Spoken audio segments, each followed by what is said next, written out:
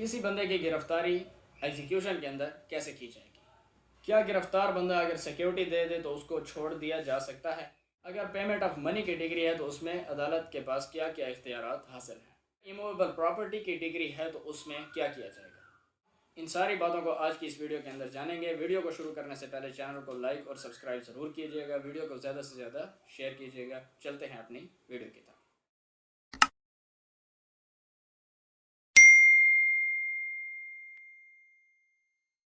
अस्सलाम वालेकुम। आज हम जिस टॉपिक पर बात करने वाले हैं वो है हमारा सीपीसी की सीरीज़ के अंदर आर्टिकल 21 का रूल 30 से लेकर 40। पिछली वीडियो के अंदर हमने 29 तक कवर किया था, आज 40 तक करेंगे। इसके अंदर हम अरेस्ट एंड डिटेंशन को पढ़ेंगे। अगली वीडियो में हम अटैचमेंट को पढ़ेंगे। तो सबसे पहले रूल 30।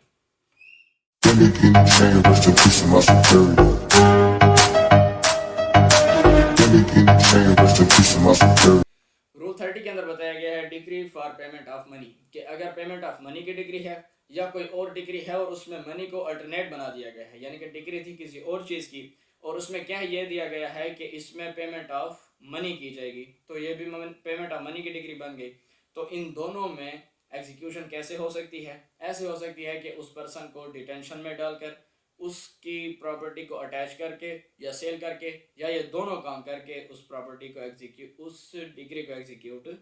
किया जा सकता है। उसके बाद रूल 31 के अंदर बताया गया है decree for specific movable property, कि अगर किसी स्पेसिफिक मूवेबल प्रॉपर्टी की डिग्री है या किसी स्पेसिफिक मूवेबल प्रॉपर्टी के अंदर शेयर की डिग्री है तो उसको एग्जीक्यूट किया जाए। कैसे किया जाएगा? उसको एग्जीक्यूट ऐसे किया जाएगा कि उस मूवेबल या उस शेयर को सीज कर लिया जाएगा। अदालत उसको अटैच कर सकती है या फिर उसकी डिलीवरी उस पार्टी को दिला सकती है जिसने ये डिग्री हासिल की है, या उस पर्सन को जिसने उस अपने बिहाफ पे किसी और को अपॉइंट किया है एज ए रिसीवर, या फिर उसको डिटेन करके या फिर उसकी प्रॉपर्टी को अटैच करके या दोनों काम करके प्रॉपर्टी को डिग्री को एग्जीक्यूट किया जा सकता है। यानी कि मूवेबल प्रॉपर्टी की डिग्री है, उसके अंदर कोई स्पेसिफिक शेयर की डिग्री है तो वो कैसे? वो सीज करके उसकी डिलीवरी दिला के उसको अटैच करके सेल करके या पर्सन को डिटेन करके इन सारे तरीक़ों से डिग्री को एग्जीक्यूट किया जा सकता है। उसके बाद बताते हैं कि अगर कोई प्रॉपर्टी अटैच हो गई तो 6 महीने के अंदर आपने आकर अदालत में वो डिग्री को एग्जीक्यूट करने की एप्लीकेशन देनी है। और 2018 की अमेंडमेंट आ गई है कि अब ये टाइम पीरियड 3 माह का हो गया है, यानी कि 3 माह पहले डिग्री अटैच हुई थी तो अब 3 माह के अंदर आकर उसकी एग्जीक्यूशन उसकी सेल के लिए अप्लाई कर सकते हैं। उसके बाद अगर आप आ गए और आपने अप्लाई कर दिया तो अदालत प्रॉपर्टी को सेल करा देगी और उससे जो कैश आएगा उससे जो आपकी डिग्री है उसको सेटिस्फाई करके बाकी जो बचेंगे वो उस जजमेंट डेटर को वापस कर दिए जाएंगे। और अगर आपने कोई एप्लीकेशन नहीं दी तो फिर ये 6 महीने के बाद, या जैसे मैंने बताया कि अमेंडमेंट के मुताबिक 3 महीने के बाद, तो ये सीज हो जाएगा पीरियड और फिर आप सेल के लिए एप्लीकेशन नहीं दे सकते। और सब क्लास 3 के अंदर बताया गया है कि अगर जजमेंट डेटर ने ओबे कर दी डिग्री या उसने यानी कि उसने सारे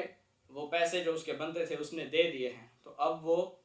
उसकी प्रॉपर्टी को सेल नहीं किया जाएगा और उसकी प्रॉपर्टी उसको वापस कर दी जाएगी। या आपने 6 महीने के अंदर एप्लीकेशन नहीं दी तब भी आपकी जो ये अटैचमेंट है इसको रिफ्यूज़ करके और ये अटैचमेंट सीज हो जाएगी और वो प्रॉपर्टी उसको वापस कर दी जाएगी। उसके बाद रूल 32 के अंदर बताया गया है decree for specific performance of restitution of conjugal rights और फॉर एन इंजंक्शन, कि अगर कंजुगल राइट्स की या अगर इंजंक्शन की या अगर कोई स्पेसिफिक परफॉर्मेंस की डिग्री है और जिसके खिलाफ है उसने इसको ओबे भी नहीं किया तो फिर आप इसको कैसे इन्फोर्स करा सकते हैं? आप इसको ऐसे इन्फोर्स करा सकते हैं कि आपकी अगर रेस्टिट्यूशन ऑफ कंजुगल राइट्स की है तो आप उसकी प्रॉपर्टी को अटैच करा सकते हैं, और अगर आपकी स्पेसिफिक परफॉर्मेंस या इंजंक्शन की डिग्री है तो आप उस बंदे को अरेस्ट करा सकते हैं, उसकी प्रॉपर्टी को अटैच करा सकते हैं या ये दोनों काम करा सकते हैं। सब क्लास 2 के अंदर बताया गया है कि जिस बंदे के खिलाफ डिग्री आई है स्पेसिफिक परफॉर्मेंस की या इंजंक्शन की और वो है कोई कॉरपोरेशन, यानी कि आपने कॉरपोरेशन के खिलाफ डिग्री हासिल की है, तो फिर आपकी डिग्री कैसे इन्फोर्स होगी? उस कॉरपोरेशन की प्रॉपर्टी को अटैच कर दिया जाएगा और अदालत की लीव के साथ, अगर अदालत आपको इजाज़त देती है तो आप उस कॉरपोरेशन के ऑफिसर्स को अरेस्ट भी करा सकते हैं, ऑफिसर्स को या डायरेक्टर्स को अरेस्ट भी करा सकते हैं और डिटेंशन में भी उनको डलवा सकते हैं। उसके बाद सब क्लास 3 के अंदर बताया गया है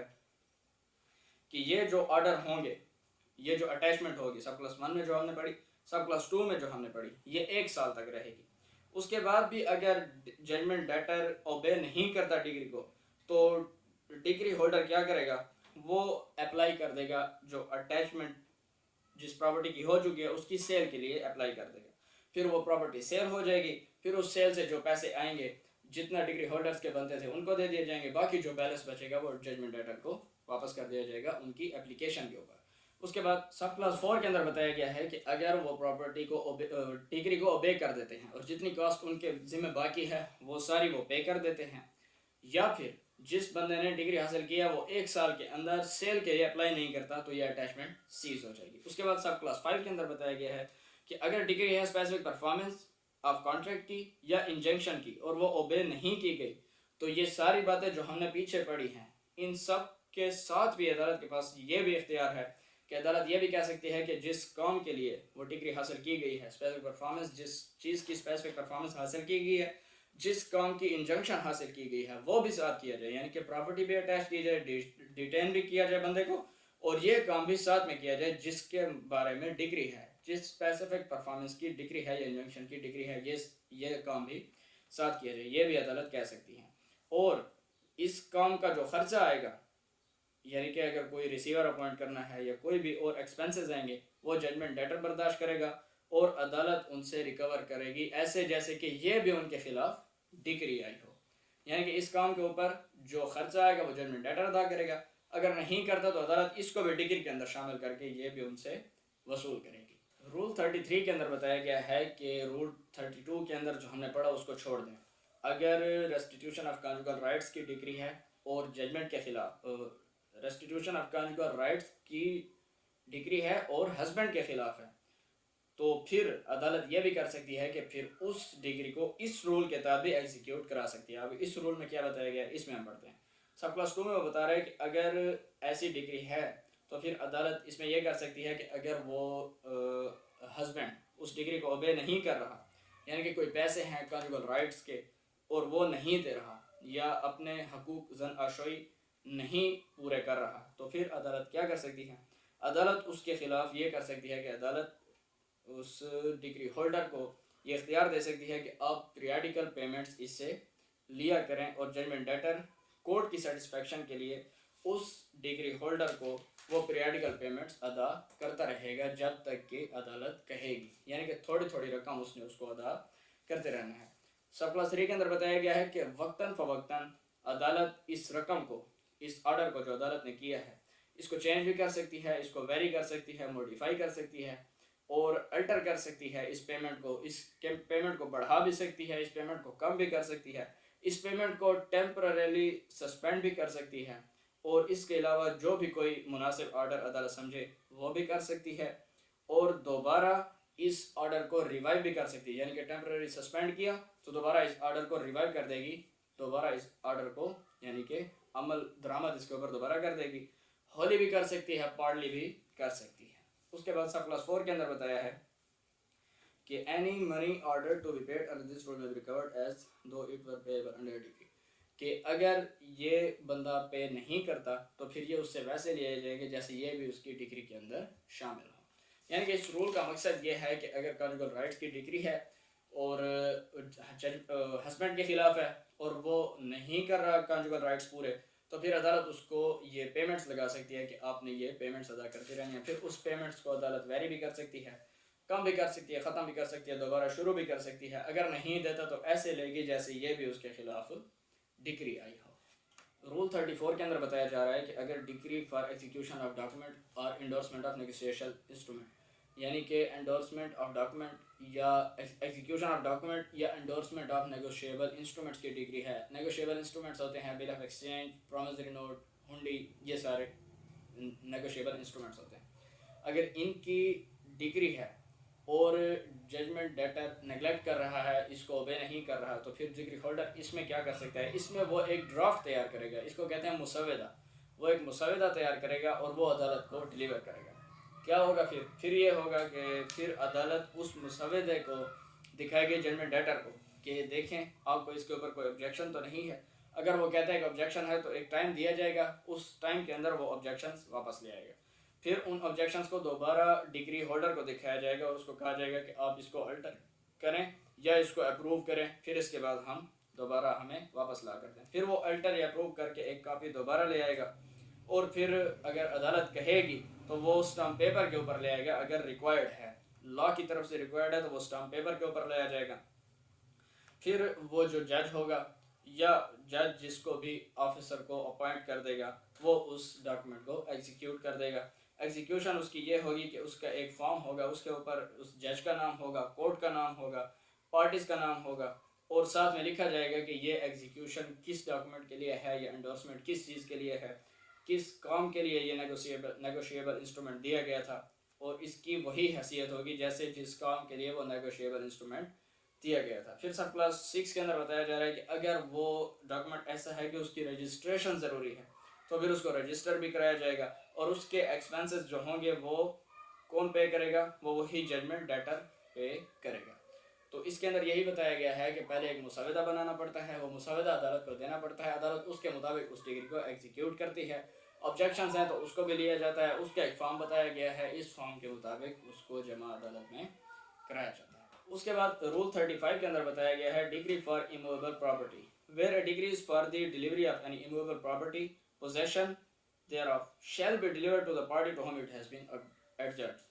यानी कि जिसने वो डिग्री हासिल की है, पोजेशन की या डिलीवरी की, उसको ये पोजेशन या डिलीवरी हासिल की जाएगी। और to such person as a appoint to receive delivery, या वो पर्सन उसको दी जाएगी जिसको वो अपॉइंट करता है कि मेरी बिहाफ पर इसको डिलीवरी दी जाए। And if necessary by removing any person bound by law who refuses to vacate the property. और ये भी कर सकती है अदालत कि अगर कोई बंदा उस प्रॉपर्टी के ऊपर नाजायज़ काबिज है और वो नहीं निकल रहा तो अदालत उसको निकाल कर भी ये प्रॉपर्टी उसको दिलवा सकती है। सब क्लास 2 के अंदर बताया जा रहा है where a decree is for the joint possession of immovable property, अगर इमूवेबल प्रॉपर्टी के ऊपर जॉइंट पोजेशन है और उसकी डिग्री आ गई है, किसी बंदे ने हासिल कर ली है, उसमें शेयर की अपनी डिग्री हासिल कर ली है, such possession shall be delivered by affixing a copy of the warrant in some conspicuous place on the property and proclaiming by beat of drum or by customary mode at some convenient place the substance of the degree। वो कह रहा है कि अगर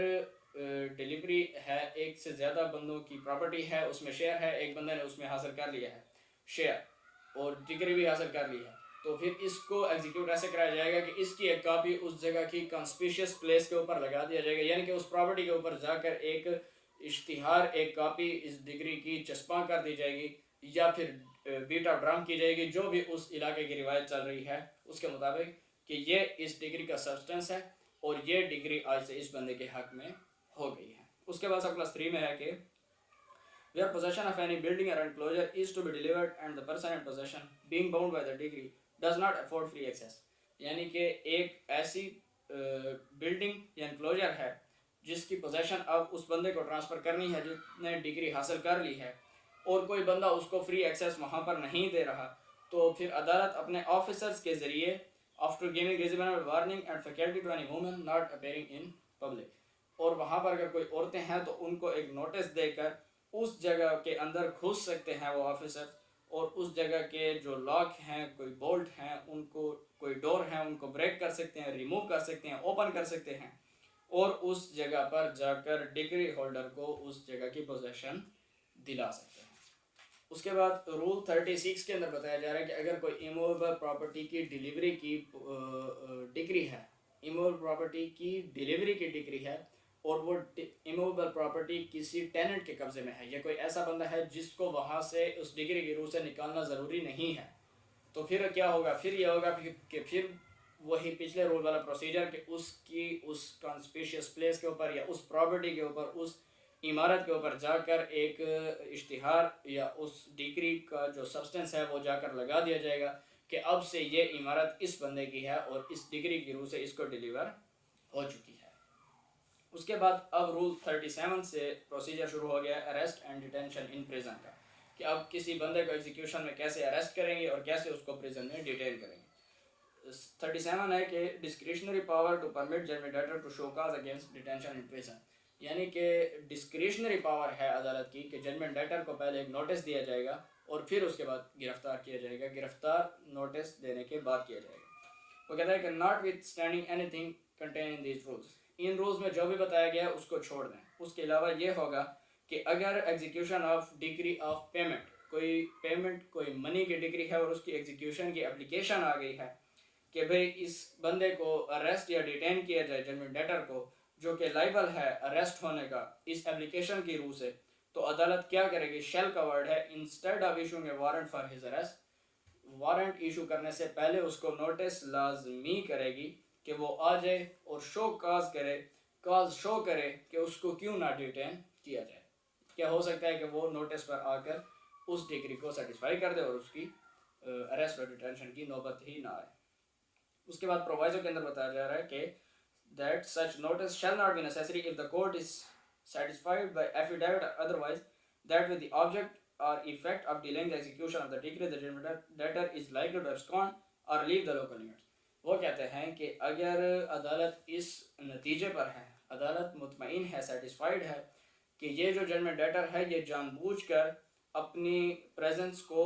इस अदालत की हदूद से ले जा रहा है, लीव कर रहा है या एब्सकॉन्ड कर रहा है